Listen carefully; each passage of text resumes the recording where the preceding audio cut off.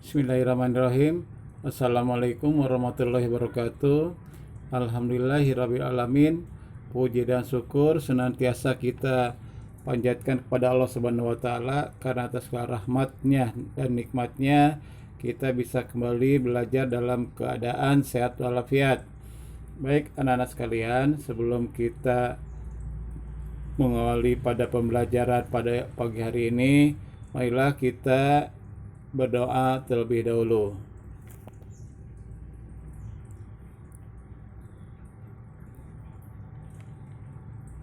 A'udzu billahi minas syaitonir rajim. Bismillahirrahmanirrahim. Rabbi zidni ilman warzuqni fahma waj'alni minas sholihin. Ya Allah, tambahkanlah aku ilmu dan berilah aku kemampuan untuk memahaminya, dan jadikanlah aku termasuk golongan orang-orang yang soleh. Amin. Baik anak-anak sekalian, sebelum kita masuk, jangan lupa masuk ke pembelajaran, masuk Pak Guru. Kalian mempersiapkan dulu buku tulis dan buku paket bahasa Indonesianya. Pada kesempatan ini kita akan membahas materi menuliskan informasi teks narasi sejarah. Bagaimana cara menemukan informasi penting dalam sebuah teks narasi sejarah?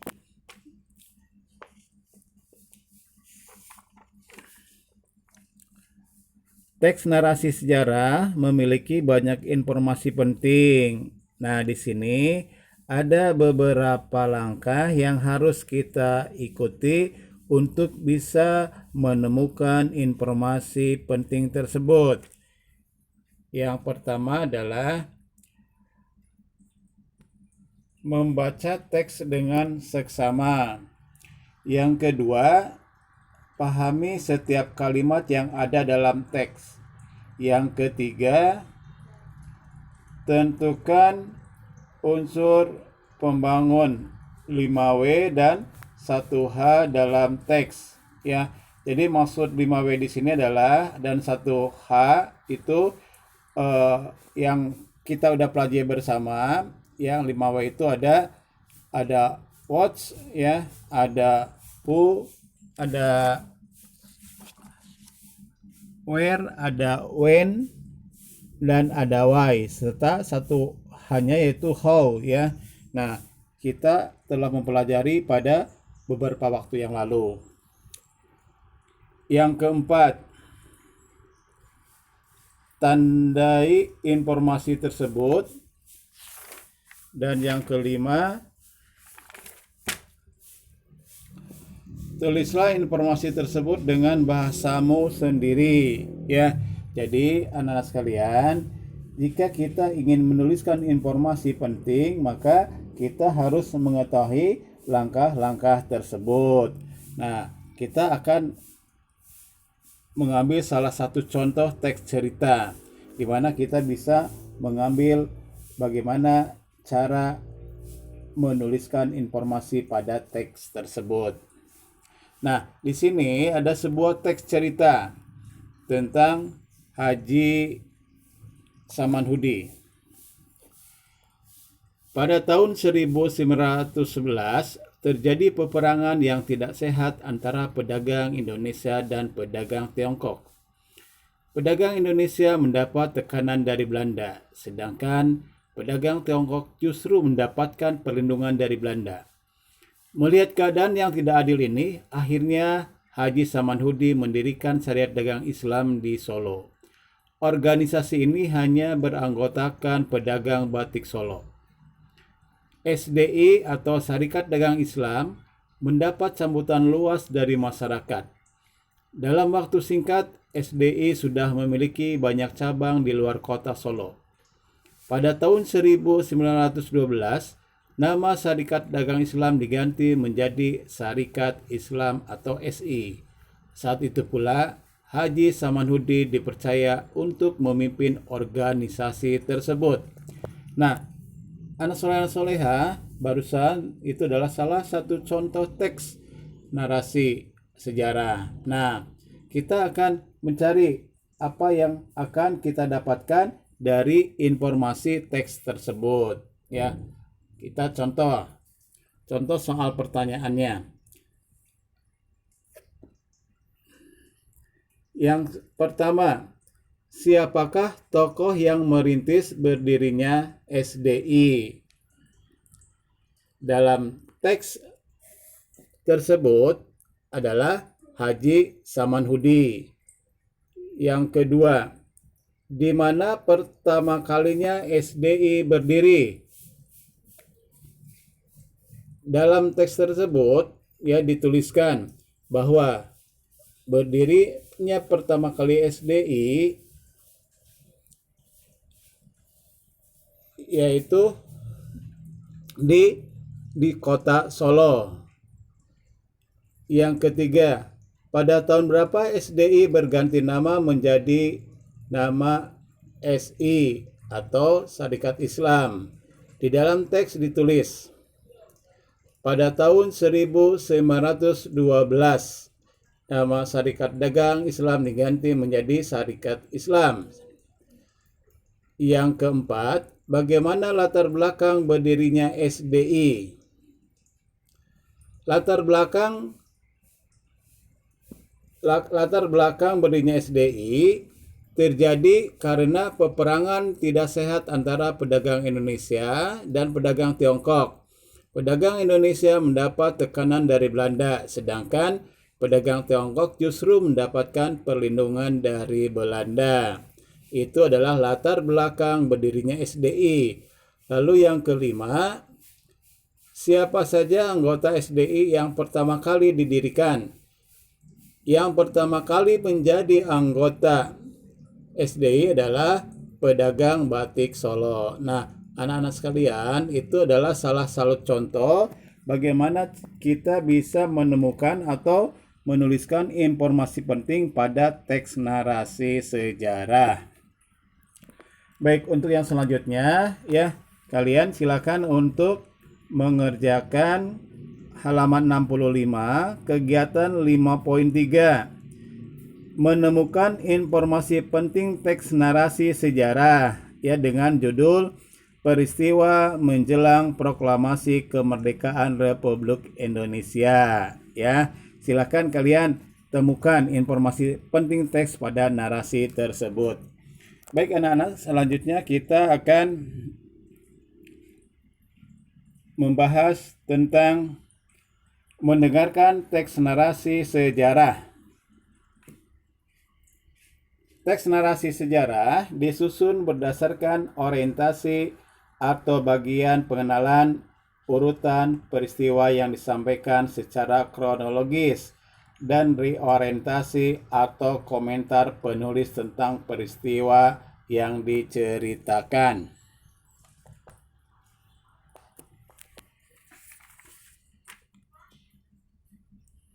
Nah, ketika kalian mendengarkan teks narasi sejarah, kalian harus bisa mengetahui informasi penting dalam teks tersebut. Misalnya, judul, tokoh-tokoh yang dibicarakan, tempat peristiwa terjadi, dan konflik atau permasalahan yang terjadi.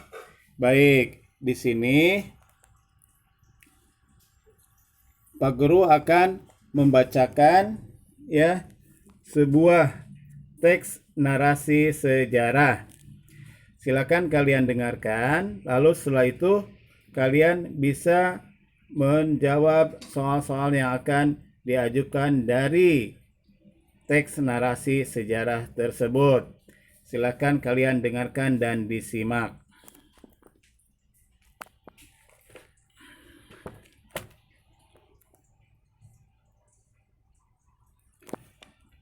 Sultan Agung adalah Raja Mataram yang paling terkenal.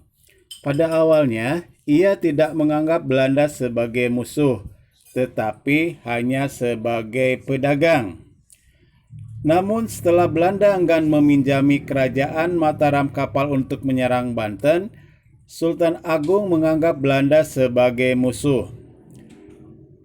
Sultan Agung pun mengirimkan pasukan perang ke Batavia pada tahun 1628 Masehi. Sayangnya serangan ini gagal karena tidak adanya meriam untuk menghancurkan benteng. Serangan kedua dilanjutkan pada tahun 1629 Masehi. Namun, lagi-lagi ia gagal karena gudang-gudang bahan makanan milik Sultan Agung dibakar Belanda.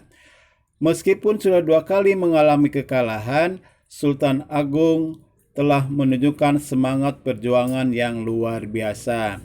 Nah, anak-anak sekalian, barusan kalian sudah mendengarkan teks narasi sejarah tentang Sultan Agung. Nah, sekarang silahkan kalian catat pertanyaannya. Yang pertama, siapa tokoh yang dibicarakan dalam teks tersebut?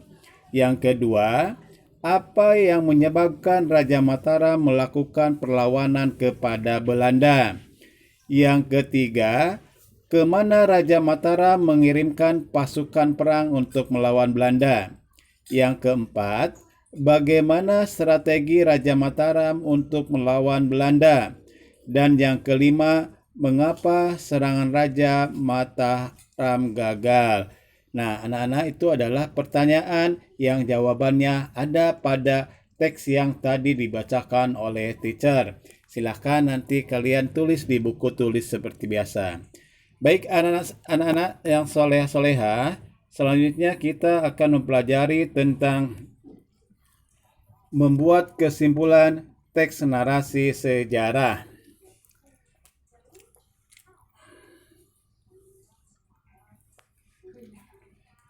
Kesimpulan adalah hasil akhir suatu bacaan. Kesimpulan dapat diperoleh dengan memahami isi bacaan secara keseluruhan. Baik, anak-anak semua, kalian sudah mempelajari tentang bagaimana kita mengambil suatu kesimpulan pada sebuah teks atau cerita. Nah, di sini teacher akan membacakan teks cerita tentang penentang tanam paksa.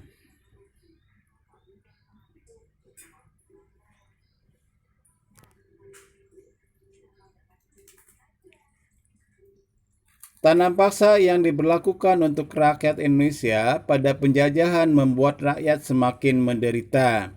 Namun ternyata ada orang Belanda yang menentang sistem tanam paksa tersebut. Orang Belanda tersebut bernama Eduard Douwes Dekker dan Van Hövell. Douwes Dekker adalah seorang mantan asisten residen Lebak. Ia berani menyuarakan ketidaksukaannya melalui bukunya yang berjudul Max Havelaar. Dalam buku tersebut diceritakan tentang penderitaan rakyat Indonesia akibat pelaksanaan tanam paksa. Hampir 31 tahun bangsa Indonesia mengalami keterbelakangan dan kebodohan. Multatuli atau Eduard Douwes Dekker mendesak pemerintah Belanda agar tanam paksa segera diakhiri. Setelah melalui perdebatan panjang, akhirnya pihak Belanda setuju untuk menghapus tanam paksa untuk rakyat Indonesia secara bertahap. Nah, anak-anak, barusan teacher telah membacakan sebuah teks tentang penentang tanam paksa. Nah, bagaimana cara kita mengambil sebuah kesimpulan teks narasi tersebut? Nah, di sini hasil dari kesimpulannya adalah Multatuli atau Eduard Douwes Dekker adalah mantan asisten residen Lebak dari Belanda yang mendesak pemerintah Belanda agar tanam paksa segera diakhiri. Tanam paksa yang diberlakukan untuk rakyat Indonesia selama 31 tahun pada zaman penjajahan membuat rakyat semakin menderita. Ia berani menyuarakan ketidaksukaannya melalui bukunya yang berjudul Max Havelaar. Akhirnya, setelah melalui perdebatan panjang, pihak Belanda menyetujui untuk menghapus tanam paksa bagi rakyat Indonesia secara bertahap. Nah, anak-anak sekalian, itu merupakan kesimpulan dari teks tersebut. Jadi anak-anak bisa untuk memahaminya, mudah sekali untuk membuat suatu kesimpulan. Yang penting kalian harus bisa membaca secara runtun dulu. Baik anak-anak sekalian, kalian sudah memahami tentang membuat kesimpulan teks. Nah sekarang silahkan kalian mengerjakan kegiatan 5.4 halaman 67. Menulis kesimpulan teks narasi sejarah. Ya, judulnya adalah Peran Sumpah Pemuda dalam Menyatukan Bangsa. Silakan anak sekalian untuk menulisnya di buku tulis bahasa Indonesia. Setelah itu seperti biasa kalian memfoto dan men-share-nya di Facebook Bilal bin Rabah. Baik anak-anak, untuk pembelajaran pagi hari ini Pak Guru cukup sekian dulu. Terima kasih telah menyimak semua pembelajaran. Semoga bisa memberikan manfaat untuk kita semua. Sampai berjumpa lagi. Wassalamualaikum warahmatullahi wabarakatuh.